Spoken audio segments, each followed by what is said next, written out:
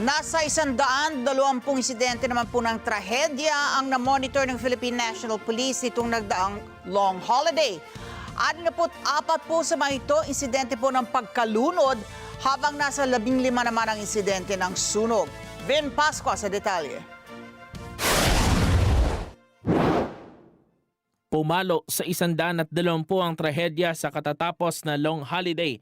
Batay ito sa datos ng Philippine National Police mula April 13 hanggang alas 6 ng umaga ngayong araw, April 21. Kabilang dito ang 64 na kaso ng pagkalunod.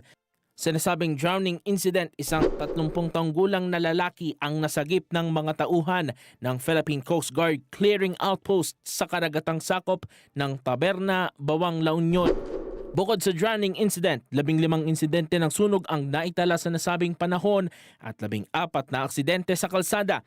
Naitala rin ng 3 kaso ng acts of lasciviousness, 2 kaso ng alarm and scandal, 1 kaso ng pagdanakaw at 1 kaso ng robbery. May 20 ring insidente na napabilang sa iba't ibang kategorya. Nanindigan naman si PNP Chief General Romel Francisco Marbil na mapayapa sa pangkalahatan ang katatapos na long holiday. Sa kanyang mensahe sa Monday Flag Raising Ceremony, pinuri niya ang mga pulis na nagbantay sa mga biyahero at kahit ang publiko ay abala sa kanilang bakasyon at aktibidad, nakatutok ang PNP sa pagbibigay ng proteksyon. While the rest of the nation was on break, you were on duty from transport terminals, major roads, places of worship, and tourist areas. You stood your ground to ensure the safety and security of our people, from the moment they traveled to their hometowns until their safe return.